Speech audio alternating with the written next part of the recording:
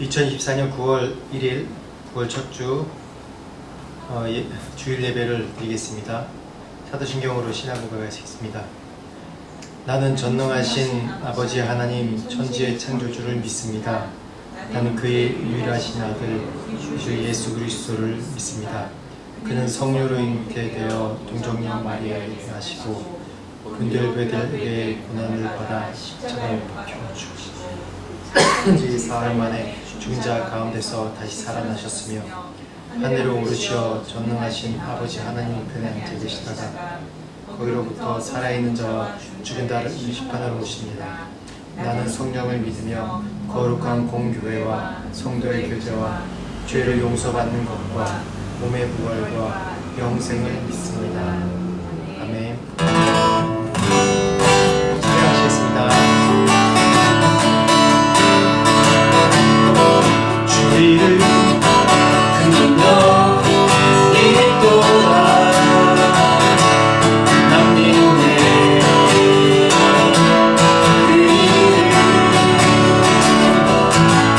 예수의 그 이름 부를 때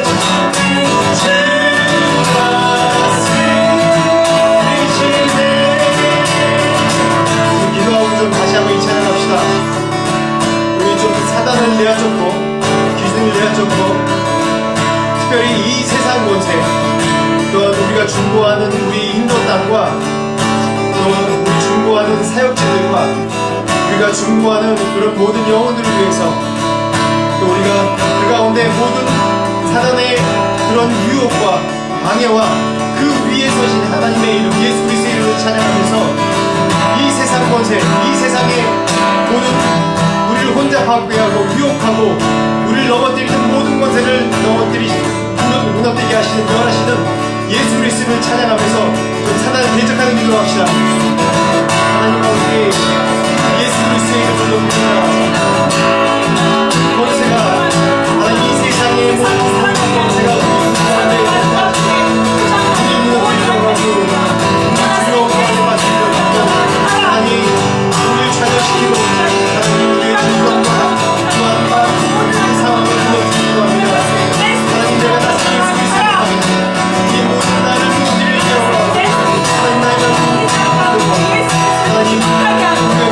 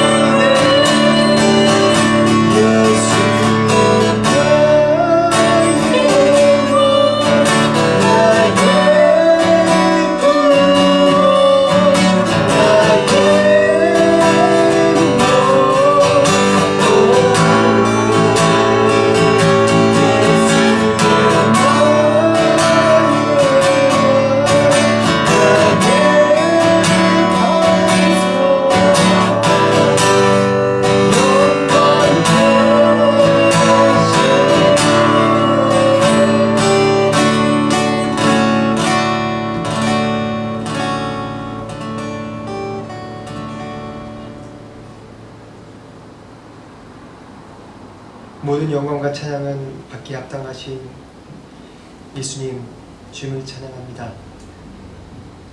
이미 전전에 우리를 위해서 십자가에 못 박혀 돌아가시고 그 십자가의 부활과 또한 부활 성천으로 우리에게 승리를 이미 주셨고 그 이름을 믿고 따르고 또한 그 이름으로 자신의 죄를 고백하며 그 이름을 부르는 모든 자들에게 승리를 주시고 구원하시겠다는 예수 그리스도 하나님 찬양합니다. 하나님 이 시간에도 주의 영이 이 가운데 임하셔서 충만케 하시고 주님의 살아계심을 이 가운데 계속해서 나타나시고 말씀으로 역사하시고 또한 주님의 능력으로 하나님 역사하여 주시옵소서. 다시 한번 주님께 모든 영광을 올려드리고 예배를 올려드립니다. 예수 그리스도의 이름으로 기도합니다. 아멘. 교회 소식을 알려드리겠습니다. 오늘 비전교회 방문하신 그 모든 분들 주님의 이름으로 환영합니다. 주보에 보면 있습니다. 9월 둘째 주에 원래 지난주에 어저께 시작하려고 했는데 다음 주 또 이 중부지회 이제 태국 선교사님들 행사가 있고 또 어저께 또 저희 부부가 둘 다 많이 아팠습니다. 우연치 않게 그렇게 돼서 그런 계획으로 미룬 건 아닌데 9월 둘째 주부터 토요일 태권도반 아침 10시부터 10시부터 11시 반까지 계획하고 있습니다. 기도해 주시기 바랍니다. 그리고 다음 주 9월 10일 다음 주일 지나고 그 다음 9월 10일부터 10일 화요일 수요일 목요일 오전 10시부터 오후 5시까지 출애굽기 세미나가 있습니다.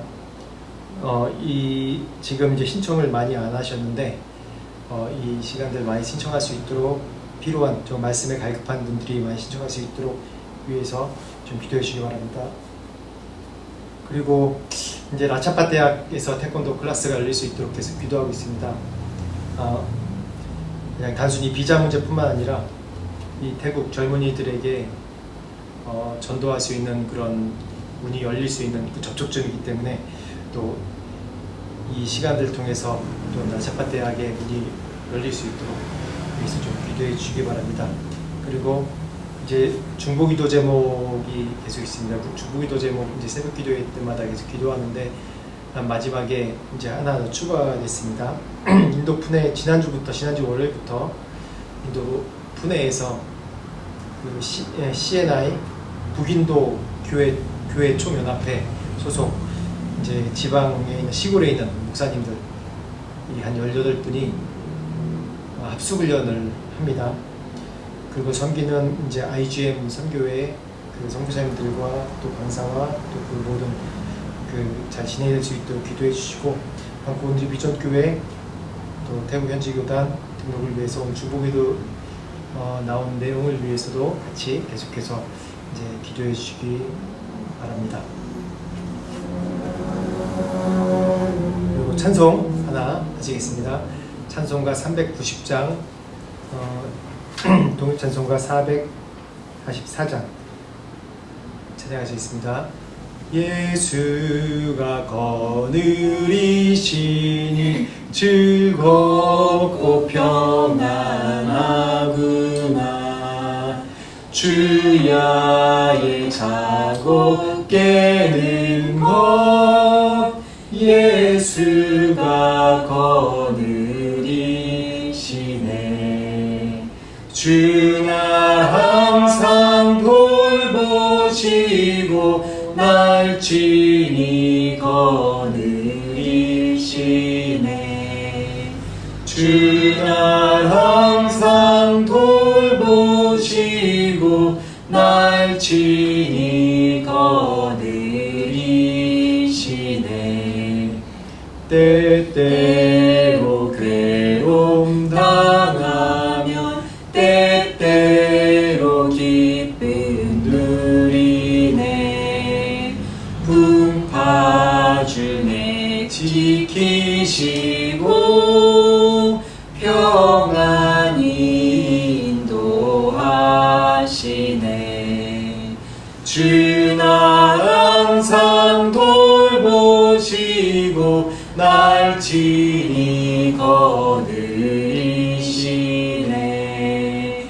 주 날 항상 돌보시고 날 친히 거느리시네. 내 주의 손을 붙잡고 천국에 올라가겠네. 괴로우나 즐거우나 예수가 거느리시네. 주 날 항상 돌보시고 날 친히 거느리시네. 주 날 항상 돌보시고 날 친히 거느리시네. 이 세상 이별할 때에 마귀의 권세 이기네. 천국에 있을 때에도 예수가 거느리시네. 주 날 항상 돌보시고 날 친히 거느리시네. 주 날 항상 돌보시고 날 친히 거느리시네. 오늘 말씀은 요한복음 12장 1절에서 8절까지 말씀입니다. 제목은 내게 가장 소중한 것입니다. 요한복음 12장 1절에서 8절까지 말씀입니다. 교독으로 제가 먼저 읽겠습니다. 6월절 엿새 전에 예수께서 베다니에 이르시니 이곳은 예수께서 죽은 자 가운데서 살리신 나사로가 있는 곳이라. 거기서 예수를 위하여 잔치할새 마르다는 일을 하고 나사로는 예수와 함께 앉은 자 중에 있더라. 마리아는 지극히 비싼 향유 곧 순전한 나드 한 근을 가져다가 예수의 발에 붓고 자기 머리털로 그 발을 닦으니 향유 냄새가 집에 가득하더라. 제자 중 하나로서 예수를 잡아줄 가룟 유다가 말하되 이 향유를 어찌하여 300데나리온에 팔아 가난한 자들에게 주지 아니하였느냐 하니 이렇게 말하면 가난한 자들을 생각함이 아니요 그는 도둑이라 돈괴를 맞고 거기에 넣는 것을 훔쳐가미러라. 예수께서 이르시되 그를 가만 두어 나의 장례할 날을 위하여 그것을 간직하게 하라. 가난한 자들은 항상 너와 함께 있거니와 나는 항상 있지 아니하리라 하시니라. 아멘. 오늘 말씀도 우리 요한복음 말씀 전체 장들이 참 유명한 그런 그 일화들이 많이 있기 때문에 우리가 잘 아는 또 말씀의 내용입니다. 예수님께서 예루살렘 입성 전에 마지막으로 베다니 죽은 나사로 다 살리신 그곳에 다시 들리시는 그런 과정입니다. 이 말씀 준비하면서 이 말씀이랑 또 비슷하다고 얘기할 수 없지만 우리나라의 이 조선시대에 내려왔던 그런 어떤 한 예화를 제가 찾았습니다. 어떤 임금이 백성들이 어떻게 사는가 한번 보려고 이제 궁궐 밖을 이렇게 쭉 나갔습니다. 그런데 길을 걷고 있는데 어디서 노랫소리가 막 들리는 거예요. 근데 그 풍경이 굉장히 희한합니다. 노랫소리 들리고 머리에 이게 수건을 쓴 여인이 이제 막 춤을 추고 있는데 그 앞에서 그 노인네가 울고 있더라는 겁니다. 잔치상 앞에 놓고 울고 있더라는 겁니다. 왜 그런지 자세히 가서 좀 알아보니까 시아버지가 생신을 맞았는데 가난해서 가진 것이 없어서 며느리가 머리를 잘라 팔아서 생일상 마련하고 기뻐하시라고 그 머리에 수건을 쓰고 춤을 추니까 그거에 감격해서 시아버지가 울고 있더란 내용입니다. 그래서 그 임금이 그것을 보고 참 이런 효성이 있는가 생각해서 큰 상을 주었다는 그런 내용 우리가 알고 있죠. 이제 요즘에는 이런 얘기가 참 식상한 얘기일지 모르지만 옛날에는 참 이런 얘기를 들으면 참 부모 공경하는 게 참 중요하구나 라는 그런 마음의 울림이 있었습니다. 시대가 많이 변한 거겠죠.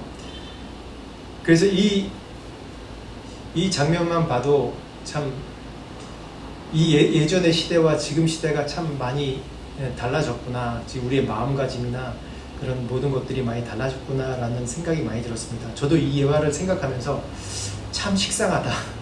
참 이게 요즘에 이렇게 할 수 있을까라는 생각이 들어요. 왜냐하면 요즘에 가진 게 많지 않습니까? 다들 아무리 없다고 해도 적어도 나라에서 기본적으로 주는 것도 있고, 또 아무리 가난하다고, 옛날에 가난하면 정말 가난해서 못 먹고 못 사는데 이제는 정말 가난하면 정부에서 줘요. 한국 같은 경우 진짜 여기는 또 안 그런데, 오늘 아침에도 아침 한 9시 반 정도에 여기 앞에 이렇게 나갔는데 어느 아주머니가 이렇게 걸어가는데, 가끔 그런 분들이 있어요. 좀 우리나라도 옛날에 그런 분들이 많았어요. 정신이 좀 이렇게 온전치 않은 분들이 이렇게 걸어갈 때가 자주 봐요. 자주.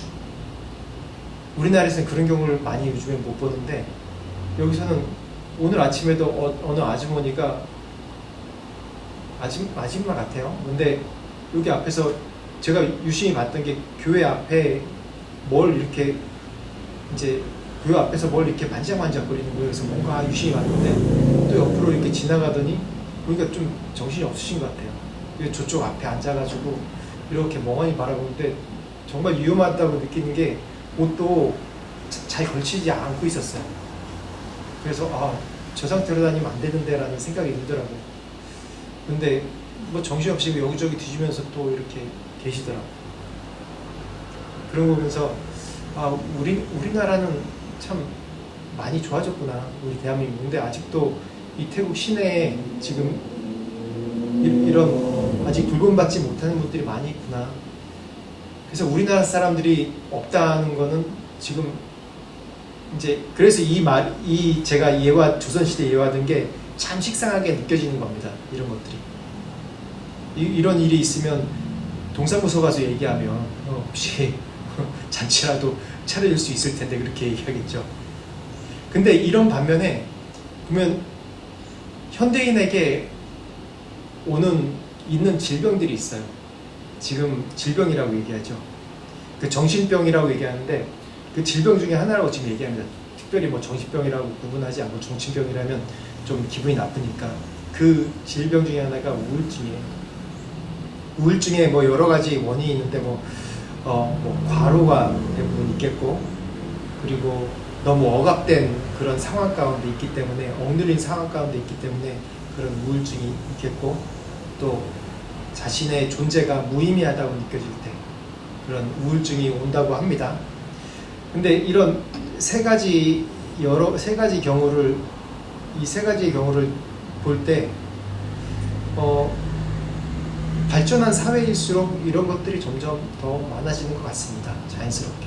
발전된 사회라고 정의하면, 제가 내리는 발전된 사회라는 정의는 도시화되고, 또 이제 소규모 공동체, 가족 공동체, 또한 지역 공동체가 무너지고, 그거보다 더 도시 공동체, 더 공동체 범위가 크게 되면서 더 사회가 발전되고, 공동체가 이제 도시화되면서 이제 전체적으로 이제 그 공동체를 돌보는 그런 사회?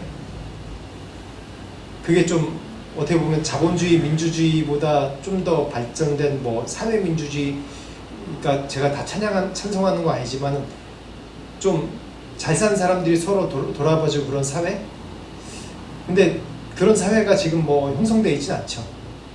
오히려 도시화가 되고 집단이 점점 커지긴 했지만 서로 돌아보지 않는 사회가 점점 더 됐습니다. 요즘 사회는. 그렇기 때문에 자신 스스로가 인정받으려고 더 무리하게 되고, 또 자기 스스로가 억압해서 뭔가 더 나은 삶을 살게 하려고 하고, 그러다 보니까 점점 우울증에 빠지게 되고, 또 공황장애도 오고. 저는 우울증이나 공황장애가 와본 적은 없지만 우울감은 와본 적이 많죠. 인간 살면서 우울감은 많이 오죠. 그런 게 그렇게 병에 걸려본 적 없지만은, 아무튼 발전된 사회에서 지금 모든 사람에게 만연하게 있는, 특히 성공했다고, 잘 산다고 우리가 보기에, 그냥 보통 가난한 사람 보기에 저 정도면 잘 살지라고, 저 정도면 성공했지, 좋은 직업이지라고 얘기하는 사람들 가운데 많은 숫자가 이렇게 우울증에 시달리고 있다고 얘기합니다. 그런 걸 이렇게 따져보면 뭐 한 단어로 우리가 이 우울증의 온 원인을 다 정의할 수 없겠지만 발전된 사회 그러면 돈이지 않습니까? 돈과 명예. 이 돈이 이렇게 잘 융통되는 사회일수록 이런 것들이 더 잘 오는 것 같아요. 한국에서는 이제 시골 가면 이런 여유를 많이 찾아볼 수 없는데, 이제 태국 산 쪽에만 가도 뭐 키로수는 얼마 안 되냐 차 타고 한 4-5시간 들어가는 것 같아요. 그쪽에 그 산 쪽에만 가도, 이제 치앙마이 쪽에 있는 산 쪽에만 가도 문명은 있지만은 이제 도시 사회와 많이 단절된 그런 느낌이 많이 들기 때문에 자신들만의 이런 사회를 이루고 살고 있습니다. 심지어는 아직까지 인터넷이 안 들어간 지역도 있고요. 그러다 보니까 오히려 그런 지역에서는 돈이 그렇게 많이 필요한 것 같지 않아요. 물론 돈이 필요하지만은 그 안에서 자급자족하면 살 수 있는 그런 툴들이 많기 때문에, 그런 거 보면서 이 우울증이라는 게 또 현대 우리가 살고 있으면서 겪고 있는 그런 어려움이라는 게 돈의 문제 아니면 우리 삶의 문제랑 밀접하게 연관되어 있구나라는 생각을 많이 했습니다. 그러면서 오늘 요한복음 12장 말씀을 쭉 보면, 요한복음 12장 말씀에 다시 한번 그 1절 말씀을 보면, 아까 읽었으니까 이게 6월절 엿새 전에 예수께서 베다니에 이르셨습니다. 이 6월절이라는 게 유대인들에게 얼마나 큰 명절인지 우리가 잘 알고 있죠. 요한복음 쭉 보면 제가 지난주에도 말씀드렸지만은 죽은 나사로가 다시 살아난 것은 예수 그리스도께서 죽으시고 부활하신다는 것은 마지막 7번째 마지막 표적이 된 것은 죽으시고 부활하신다는 그런 마지막 사인이라고 제가 말씀드렸습니다. 그랬듯이 오늘 12장 들었으면서 6월절 엿새 전 예수께서 굳이 베다니에 또 방문하셔가지고 여기서 죽은 가운데 다시 살아난 나사로와 함께 그곳에서 이제 같이 잔치를 벌입니다. 이 이유는 분명하죠. 이 예수님께서 모든 행적과 방문하신 것과 행적 모든 것들이 다 예수님의 그런 구속사의 사역과 분명히 연관되어 있습니다. 그래서 이 6월절, 이 유대인에게 가장 큰 명절, 즉 출애굽 400여 년 동안 이제 갇혀 있다가 노예로 살다가 구원해서 이 6월절이 정말 중요한 의미가 그냥 죽음에서 구원했다는 것의 의미가 아니라, 그것이 가장 중요한 의미지만은 세상과 구별했다는 것이 가장 중요한 의미지만, 또 한 가지는 이스라엘 백성들에게는 나라를 이루게 하시고 민족을 이루게 하시고 하나의 독립된 하나의 나라로 선택됐다는 그런 가장 중요한 사인 중에 하나예요. 그렇기 때문에 유대인들에게는 이 6월절이 정말 중요한, 아주 또 명예롭게 여기는 가장 중요한 명절 중에 하나입니다. 그런데 그것과 왜 6월절 엿새 전에 6월절이라는 것에 대해서 굳이 또 예수님께서 이 요한복음에 언급했냐면, 출애굽 사건 이상으로 중요한, 출애굽 사건은 유대인을 구원한 사건이지만은 유대인을, 이 이스라엘을, 이 세계를 구원할 그런 중요한 통로로 사용했다는 사인으로 이 6월절 사건이 중요하지만은, 예수 그리스도의 십자가의 부활 사건은 온 인류를 구원하기 위한 하나님의 중요한 계획이라는 것에 대해서 말씀하시기 위해서 이것과 연관시켜서 이 요한복음에 이렇게 굳이 또한 기록하신 것이고, 또 예수님께서 6월절 가까이에 이런 이 십자가의 일들을 당하신 겁니다. 그래서 오늘 말씀 보면 또 2절 말씀 한번 같이 읽어보겠습니다. 2절 말씀, 오늘의 주인공들이 나타납니다. 시작. 거기서 예수를 위하여 잔치할 때 마르다는 일을 하고 나사로는 예수와 함께 앉은 자 중에 있더라. 네, 여기서 마르다와 또 나사로의 그 위치에 대해서 나옵니다. 우리가 마르다에 대해서 얘기할 때, 마르다는 항상 보면 뭐 할 때 보면 항상 일하고 있어요. 부엌에 들어가서 일하고 있어요. 그렇죠? 예수님께서 말씀 전할 때 마리아는 좀 게으른 것 같이 예수님 앞에 있고, 마르다는 늘 일하고 있어요. 근데 뭐 여기에 대해서는 오늘 말씀 중심은 아니지만, 여기에 대해서 우리가 이분법적으로 생각하는 것이 아니라 우리가 어떤 것에 더 우선순위를 둬야 될지에 대해서 예수님께서 이제 말씀하시는데, 마르다는 오늘 또 중요한 일을 하고 있습니다. 왜냐하면 여기서 예수를 위하여 잔치하는 일입니다. 잔치한 일에 마르다는 그걸 섬기는 일을 했고, 또 나사로는 예수와 함께 앉은 자 중에서 함께 앉았다고 했어요. 이게 무슨 말이냐? 이 잔치에는 이 나사로와 또 이 가족만 있는 게 아닙니다. 뭐 여러 사람들이 같이 있겠죠. 그런 이 얘기는 유대인들에게 이 식사 자리에 같이 함께 한다는 것은 굉장히 중요한 의미입니다. 그때 당시, 지금도 우리 이제 아시아권에서도 그렇고 중동에서도 그렇고 굉장히 식사 자리에 같이 한다는 건 굉장히 중요한 의미를 띠죠. 특히 유대인들에게 식사 자리에 같이 한다는 것은 나의 친구요, 나의 가족이요, 나의 공동체의 일원으로 받아들인다는 그런 중요한 의미예요. 그래서 예수님은 이 잔치 자리에 예수님을 위해서 이 잔치를 베푸는 겁니다. 그래서 그 옆자리는 정말 중요한 나사로와 함께 앉은 거죠. 그래서 시편 23편에도 보면 원수의 목전에서 상을 베푸시고 라고 얘기하는데, 이 상이라는 의미가 우리가 얘기하는 어워드라는 얘기가 아니라, 상이 뭐냐면 이 식탁을 얘기하는 거예요. 히브리 원어 식탁. 그 얘기는 뭐냐면 나의 일원이다, 나와 함께하는 가족이다, 나의 친구다라는 의미입니다. 그만큼 이 식탁이라는 것이 유대인에게는 굉장히 중요한 의미입니다. 그리고 3절 말씀 한번 보겠습니다. 3절 같이 읽겠습니다. 시작. 마리아는 지극히 비싼 향유 곧 순전한 나드 한 근을 가져다가 예수의 발을 붓고 자기 머리털로 그의 발을 닦으니 향유 냄새가 집에 가득하더라. 마리아, 여기서 마르다, 또 예수님, 또 마르다, 예수님, 마리아가 나옵니다. 마리아는 여기서 이 순전한 나드 한 근을 가져다가 예수의 발에 붓고 머리털로 이 발을 닦으니 향유 냄새가 가득하더라 라고 얘기합니다. 이 말씀도 우리가 유명하게 잘 아는 말씀이죠. 이 말씀은 마태, 마가, 누가, 요한 다 나옵니다. 마태복음에는 좀 더 자세하게 나오고요. 각각 이 시편의 기자들이, 그 복음서의 기자들이 다른 방식으로 보고 또 이것을 기술한 내용인데, 이 마리아가 비싼 향유로 자신의 머리털로 예수의 발을, 그 향유를 붓고 발을 씻은 이 장면이 정말 이 복음서의 이 구원의 사역의 가장 중요한, 정말 중요한 내용이기 때문에, 나중에 말씀 읽었지만 이 마리아의 한 행동을 복음 전하는 곳마다 전하라고 얘기합니다.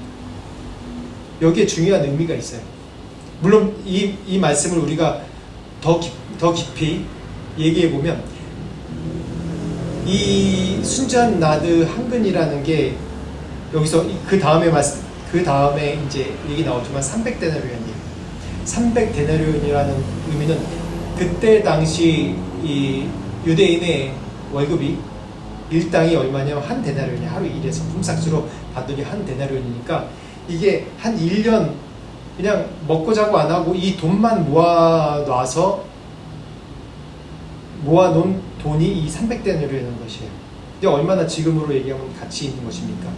굉장히 가치 있는 것이죠. 근데 그거를 깨서, 한꺼번에 다 깨서 또 자신의 머리털로 발을 씻긴다는 의미가, 우리도 잘 알지만 이때 당시 유대 사회는 이제 광야고, 우리가 인도 살 때 좀, 여기 살 땐 좀 느낌이 다른데 인도 살 땐 좀 느낌이 비슷한 것 같아요. 땅이 이제 좀 말랐어요. 그래서 밖에 맨발로 나갔다 와도 별로 발에 뭐가 묻는다는 느낌이 안 들어요. 발이 이제 말라 있으면. 그런데 이때 그 유대사에서 좀 이제 마른 땅이라서 먼지가 가득합니다. 그래서 누구든지 그 집에 귀한 손님이 오시면 발 씻을 물을 내려드리고, 또 손과 발 씻을 물을 내려드리고, 또 심지어는 저 귀한 손님이면 종이 직접 와서 제 발을 다 씻겨주고, 거기다가 이제 귀한 향유, 이제 좋은 향기 나고 귀한 분은 향유 한 방울을 딱 떨어뜨린다고 그래요. 그런데 오늘 이 말씀에서는 이 여인이 이렇게 향유를 붓고 머리털로 씻은 의미에 대해서 오늘 이 이후에 다시 한번 말씀을 드리겠습니다. 그 다음 4절에서 5절, 6절까지 말씀 한번 보겠습니다. 같이 읽어보시겠어요? 시작. 제자 중 하나로서 예수를 잡아줄 가룟 유다가 말하되 이 향유를 어찌하여 300데나리온에 팔아 가난한 자들에게 주지 아니하였는가 하니 말함은 가난한 자들을 생각함이 아니요 그는 도둑이라 돈꾀를 맞고 거기 넣는 것을 훔쳐가미러라. 오늘 여기에 반대로 이제 가룟 유다가 나옵니다. 가룟 유다 보면 이렇게 얘기한 게 우리가 결론을 알기 때문에 이 속마음을 이 말씀 가운데 나와 있기 때문에 이걸 기록한 요한이 그랬죠. 6절 말씀에 그는 도둑이라 돈꾀를 맞고 거기 넣는 것을 훔쳐가미러라. 쉽게 얘기해서 늘 돈꾀를 회계를 맡고 있기 때문에 자신의 이익에 필요한 대로 조금씩 썼다는 얘기예요. 그러니까 도둑이라고 얘기했어요 여기서. 그런데 어떻게 보면 이 말씀 보면 이 300데나리온으로 팔아서 가난한 자들에게 주는 게 훨씬 낫겠다라고 얘기하는 게 굉장히 좀 인간적인, 인본적, 휴머니스트적인 그런 얘기 같아요. 정말 맞는 얘기죠. 어떻게 보면 참 낭비입니다. 어떻게 이 1년치 되는 것을 예수님이 늘 하신 행동이 가난한 자를 위하시고 가난한 자에게 계속해서 베푸시고 또 병든 자를 고치시고 늘 없고 소외된 자에게 늘 다가오시고 행하신 그런 일들을 분명히 아는데도 불구하고 이렇게 행동했다는 것은 제자로서 분명히 이렇게 말할 수 있을 것 같아요. 저 같아도 그렇게 말할 수 있을 것 같아요 아마. 그런데 이 근본 마음은 뭐라고 했죠? 도둑이라고 했어요. 돈꾀에 거기다 손을 넣고 훔쳐가는 사람이라고 그렇게 분명히 얘기합니다. 근데 여기서 보면 정말 중요한 것이 이 마리아와 또 가룟 유다, 우리가 생각하는 일반적인 객관적인 상식과 또 굉장히 주관적인 상식이 다르다는 것을 볼 수가 있어요. 주관적인 상식이 무엇이냐? 어떻게 보면 이게 거룩한 낭비라는 겁니다. 거룩한 낭비. 인간적으로 보기엔 어떻게 이렇게 하는 게 정말 낭비고 무가치한 건데 왜 이렇게 할까? 그런다고 예수님께서 분명히 이 마리아의 마음을 충분히 아시고 감사 표현을 충분히 하고 하는데 뭐하러 그렇게까지 하나? 당연히 뭐하러 그렇게까지 하나라고 생각하는 것이 당연한 것입니다. 인간적으로 볼 때. 근데 이것은 거룩한 낭비예요. 거룩한 낭비. 저희가 이제 인도에 있을 때 전도행 팀이 한 번 오면 그때 옛날에는 지금은 좀 더 싸졌을지 모르겠는데 옛날에는 비행값이 한 번 오면 한 100만 원이 훨씬 넘게 들었어요. 그래서 이 태국까지는 한 50만 원 정도 좀 더 싸게 오면 더 싸게도 올 수 있기 때문에 이곳까지는 많이 오는데 그 50만 원의 차이가 어마어마하게 크더라고요. 그래서 보통 한 100만 원 넘어야지 오는데 대한항공은 직항은 한 120만 원, 130만 원도 가기도 하고 그랬습니다. 근데 한번 한 20명, 30명 오면 그게 얼마예요? 굉장히 가격이 많이 나가지 않습니까? 그래서 와서 선교 여행을 하면 그렇다고 뭐 몇 달을 있는 것도 아니고 한 3일, 4일, 5일, 많으면 3일, 4일 정도 있다가 그냥 가요. 그래서 사역도 뭐 그렇게 많이 할 수 있는 것도 아니에요. 사실 3일, 4일이면. 인도란 지역이 넓기 때문에 저희 사는 지역 조금밖에 못 하는 거예요. 그래서 한 번은 이제 우리 같이 있는 선교사님들이 이제 그런 얘기예요. 선교팀들이 이렇게 많이 오면 좋긴 한데 그 돈으로 그냥 후원해주면 그거로 교회도 짓고 뭐 짓고 다 할 텐데 그런 얘기를 합니다. 근데 저는 그렇게 저도 생각했었는데 이렇게 선교팀이 이제 수만교회에서 한 10년 오면서 보니까 그 돈이 중요한 게 아니었어요. 그게 돈이 중요한 게 아니라 그분들이 와서 3일, 4일간 있으면서 계속 기도하고 또 그곳에서 우리가 접근하지 못하는 그 천병 역할을 계속 했던 거예요. 그래서 저희가 사역을 계속 넓혀가고 또 다른 사역도 계속 하기도 하고 또 어떤 사역은 그런 천병의 역할을 하기 때문에 또 이건 하지 말아야 된다는 것 사인도 받기도 하고, 그 무엇보다도 더 중요한 건 뭐냐면 이 저희를 갖춰간 몇백 명의 분들이 저희의 사역지를 생각하면서 기도하고 또 평생 다녀온 그런 인도를 생각하면서 중보할 수 있다는 거예요. 이게 바로 거룩한 낭비죠. 단순히 얼마 선교 여행하면서 200만 원, 300만 원을 허비했다는 것이 아니라 이게 정말 거룩한 낭비죠. 이렇게 할 수 있는 이유는 뭐죠? 마태복음 13장 44절 한번 같이 읽어보시겠어요? 시작. 천국은 마치 밭에 감추인 보화와 같으니 사람이 이를 발견한 후 숨겨두고 기뻐하며 돌아가서 자기의 소유를 다 팔아 그 밭을 사느니라. 이 의미를 우리가 알겠죠? 이 의미대로 그대로 우리가 얘기를 하면 우리 요 앞에 바로 앞에 이제 땅이 조금 아니 요 앞에가 아니라 이 교회 땅에 지금 보화가 어마어마하게 있어요. 아니 보화라고 얘기하지 말고 지금으로 얘기하면 뭐 석유가 뭐 어마어마하게 묻혀 있다. 그런 거 아무도 모른다. 그렇게 생각해 보세요. 그러면 어떻게 하겠어요? 누군가 이 사실을 알면 이 건물을 전체를 무슨 수를 써서라도 사버리겠죠. 자신의 모든 것을 팔아서 다 사버리겠죠. 그렇듯이 천국은 마치 저 앞에 밭이 있는데 그 맨날 일하는 밭에 그냥 내가 일하는 밭에 보화가 많이 감춰져 있는데 남의 밭이에요.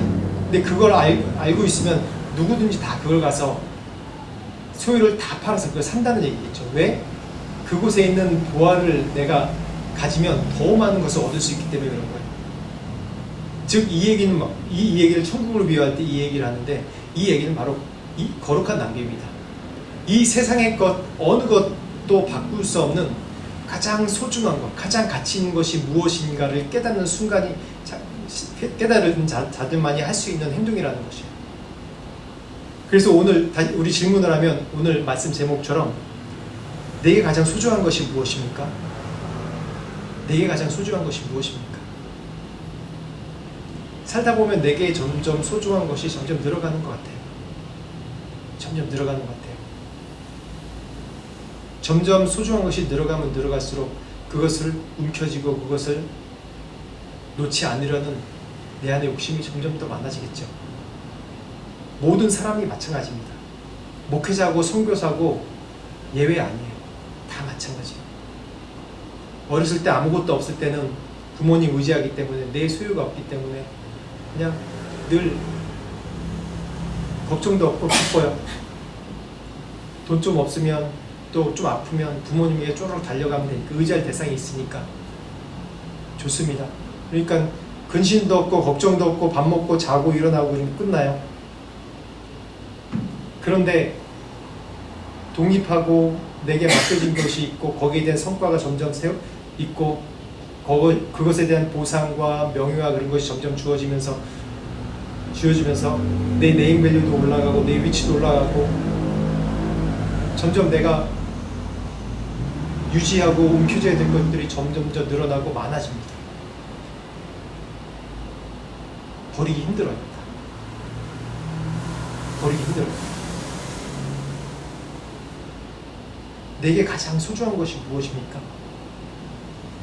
내게 천국이 가장 소중하다면 이 세상의 모든 것을 팔아서라도 그 천국을 사야죠. 이 천국을 사라는 얘기 아닙니다. 모든 것을 팔아서라도 내가 천국을 내 안에 소유하고 있어야죠. 천국이 내 소유가 아닌데 이 세상에서 아무리 잘 돼봤자 무슨 소용이 있겠습니까? 이 세상에서 잘 돼봤자 계속해서 언젠간 없어질 수밖에 없는 그런 유한한 것들을 움켜쥐려고 유지하려고 계속 노력하는 것뿐이 안 되죠. 그렇게 계속 되기 때문에 점점 현대의 질병이 걸려가게 되는 거예요. 사람들이 점점 미쳐가는 거예요. 제가 아는 선교사님 중에서 제가 실명은 제가 밝히지 않지만 어쨌든 이게 유튜브로 제가 올리기 때문에 저쪽 태국 이제 북동 쪽에 아주 촌이라고 아니 안 그러지만 도시는 아니에요. 조그만 지역에서 이제 아이들을 가르치는 그런 선교사님이 계세요. 근데 제가 이 태권도에 있기 때문에 이제 그 가치가 얼마나 중요한지 알기 때문에 얘기하는데, 그분은 참 오랫동안, 그분도 한 20년 넘게 사역하신 분인데 그곳에서 계속 계세요. 이제 60대 넘은 이제 정말 이제 중년 넘은 아주머니가 돼서 계속 계시죠. 근데 그분이 어떤 분이냐면 88년도에 태권도 여자 대표팀 코치셨고, 또 92년도 바르셀로나 올림픽 때 그 조직 준비위원으로 바르셀로나 올림픽까지 갔다 온 그런 태권도계에서도 그때 당시 굉장히 좀 활동을, 정말 액팅 리더를 했던 그런 분이에요. 그래서 2000년 초반에 이곳에 이제 태국에 오셨는데, 본인이 예수 그리스도를 만나고, 지금은 태권도 그러면 우리나라 국기 종목이고 또 헌법에도 올라가 있어요. 태권도가 이제 우리나라 국기 스포츠라고. 또 전 세계 올림픽, 지금 올림픽 정식 종목 중에 하나고, 또 이거는 올림픽이 계속 들어가는 거죠. 태권도도 계속 발전해 왔어요. 그래서 옛날에는 무도였는데 지금은 그냥 스포츠로, 위험성 줄인 스포츠로 이렇게 됐죠. 근데 계속해서 태권도계에 있었으면 정말 계속 높은 위치에 올라가고 그러면서 그런 명예와 영예를 누릴 뿐이에요. 또 재정적으로도 충분히 잘 살 수 있는 분이에요. 옛날에 제가 태권도 할 때 있던 분이 이제 대학 들어가서 또 태권도 쪽에서 공부하고 그런 분들이 다 교수되고, 또 뭐 지금은 은퇴하고 노인이지만은 지금까지 자기의 힘을 과시하는 그런, 이제 무도 쪽에는 이제 나이가 들더라도 존경하고 이렇게 위해주고, 또 거기에 또 재정도 이제 줄 수 있는 그런 것들이 많아요. 또 태권도계 쪽에서는. 근데 그렇게 충분히 잘 할 수 있는 그런 잘 살 수 있는 분인지 분명히 아는데, 그런 모든 것을 한순간에 다 버려버렸어요. 그 예수 만난 이후로. 그리고 자기는 태국에 와서 이제 조그만 곳에서 이제 섬기리라라고 자기 존재 얘기하지도 않고 그냥 있었는데, 어떻게 존재가 알게 돼서 태국에 2002년인가 3년인가 태국에 세계 태권도 대회를 딱 한 번 유치한 적이 있는데, 그때 이분이 또 같이 힘써서 유치하게 시켜줬어요. 그 다음에 딱 또 사라졌어요. 제가 한번 물어봤어요. 아니 선교사님, 왜 태권도랑 같이 해도 충분하게 더 많은 사람 만나고 더 많은 역량으로 많은 사람들에게 선교할 수 있는데 왜 그렇게 하지 않으셨어요? 라고 물어봤어요. 물어보니까 그게 뭐라고요? 태권도 복음이지. 그게 뭐라고요? 그게 뭐 대단한 거예요. 어디 갈 때마다 보면 이제 늘 이제 밑에서 섬기세요. 지금도 싱글로 사시는데 그분 보면서 늘 마음속에 그치 복음이 최고지. 이 세상 어떤 것도 가치 없고, 그것보다 그걸로 충분히 영예 누리고 다 잘 살 수 있는 분이고, 저희가 태권도 여기 선교회를 조직해서 이제 대회 같은 데 하면 한국에서 수청해서 높은 분 오면 다 그분 알아요. 다. 그래서 그분이 어떤 분인지 또 알게 돼요. 근데 그게 태권도가 뭐라고요? 이렇게. 다시 얘기하면 내가 가진 게 뭐라고요? 내가 가지고 지금 누리고 있는 건 뭐라고요? 아무것도 아니지. 복음 앞에 그거 아무것도 아니에요. 그거 싫어서 제가 그거보다 이게 더 가치 있어서 제가 계속 이 길 가는 겁니다. 이게 가장 좋잖아요. 이러더라고요. 3절 말씀과 11장 39절 말씀, 3절 말씀과 다시 한번 3절 말씀과 요한복음 11장 39절 말씀 한번 비교해서 한번 읽어보겠습니다. 시작. 마리아는 지극히 비싼 향유 곧 순전한 나드 한 근을 가져다가 예수의 발에 붓고 자기 머리털로 그의 발을 닦으니 향유 냄새가 집에 가득하더라.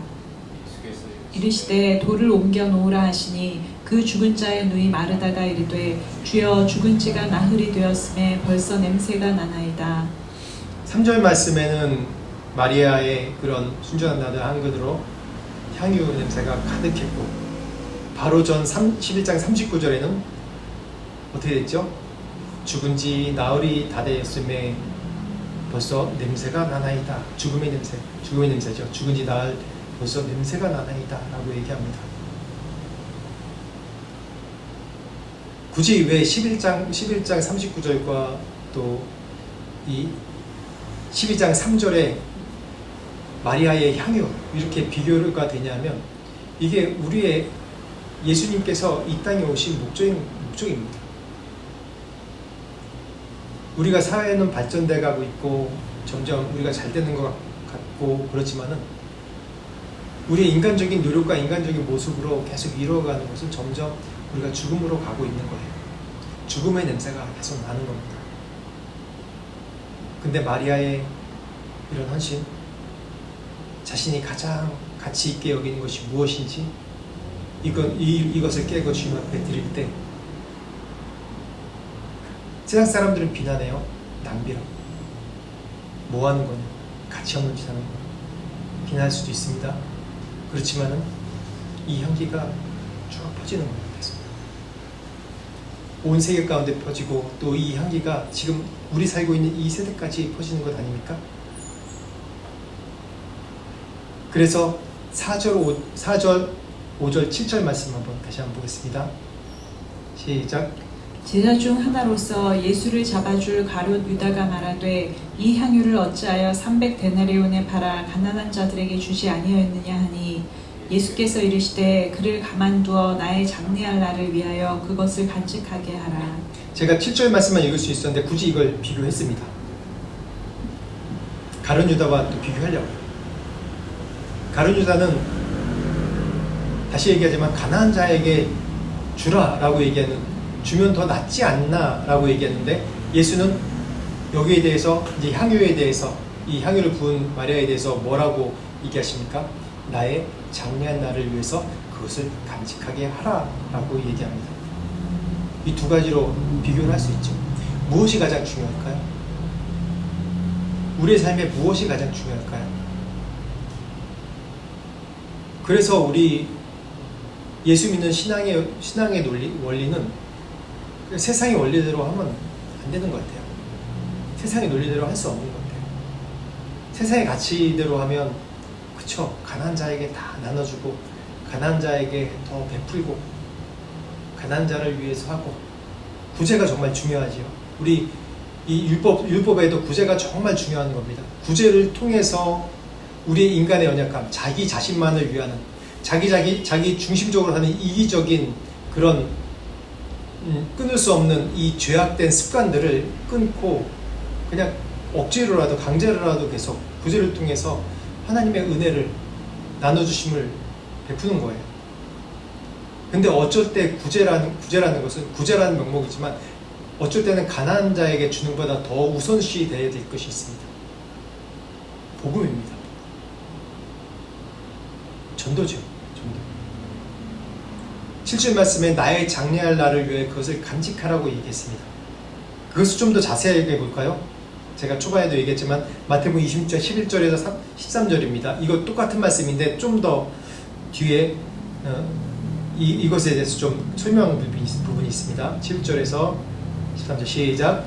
가난한 자들은 항상 너희와 함께 있거니와 나는 항상 함께 있지 아니하리라. 이 여자가 내 몸에 이 향유를 부은 것은 내 장래를 위하여 하느니라. 내가 진실로 너희에게 이르노니 온 천하에 어디서든지 이 복음이 전파되는 곳에서는 이 여자가 행한 일도 말하여 그를 기억하리라 하시니라. 아멘. 뭐라고 했죠? 온 천하에 어디든지 이 복음이 전파되는 곳에서는 이 여자가 행한 일도 말하여 그를 기억하라 하시니라. 뭐가 가장 중요한 걸까요? 무엇이 가장 중요한 걸까요? 바로 이 십자가의 사실을 온 세계에 전파하는 것입니다. 이 마리아가 자신의 가장 중요한 걸 다 깨트려 어떻게 하면 거룩한 낭비죠.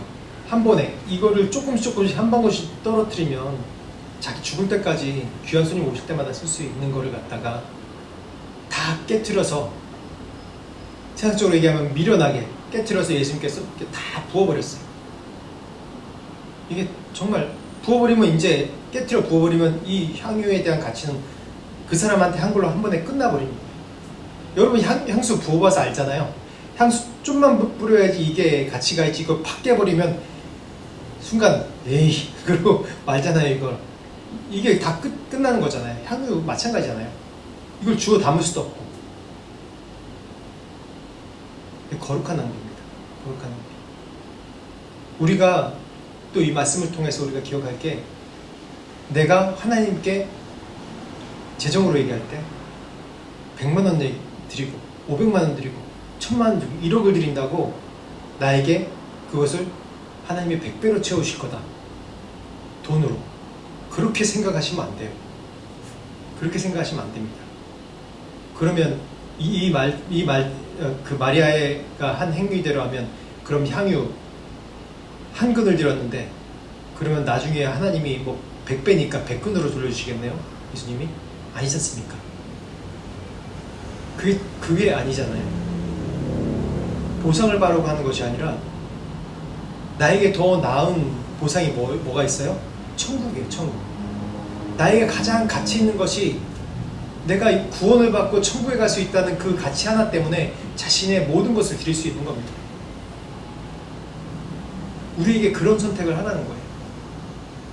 이 마리아의 예시를 온 세계 복음이 전하는 곳마다 전하라는 얘기. 즉 너에게 가장 소중한 것이, 지금 소중한 것이 무엇이냐? 네가 가장 가치 있게 따라야 될 것이 무엇이냐? 그 가치가 이 세상의 것일 때는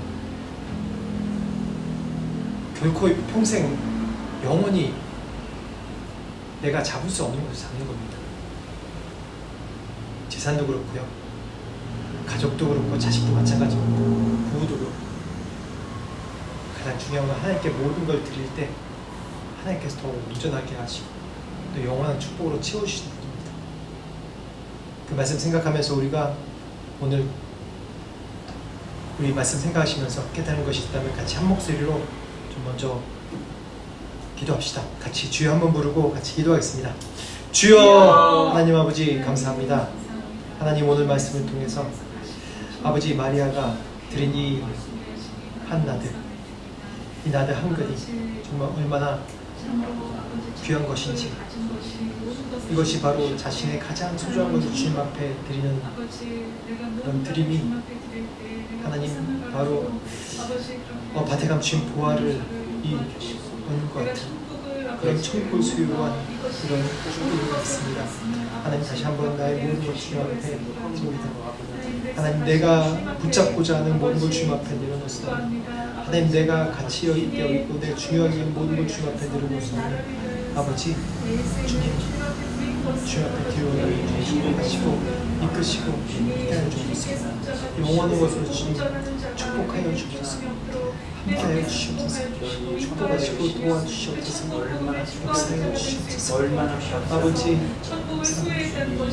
나중에 갈 그 약속뿐만이 아니라 제 안에 이런 욕심과 불안한 매일매일의 삶과 주님과 동행하며 천국을 누리며 나아가도 아버지께 붙잡아 주시옵소서. 하나님 천국이 아버지 미래에 갈 그 천국뿐만이 아니라 이 땅 가운데 어떤 고난 가운데 있다 할지라도 아버지 우리의 내일의 삶 가운데 무엇을 우리가 만나게 될지 몰라도 기도하겠습니다. 하나님 감사합니다.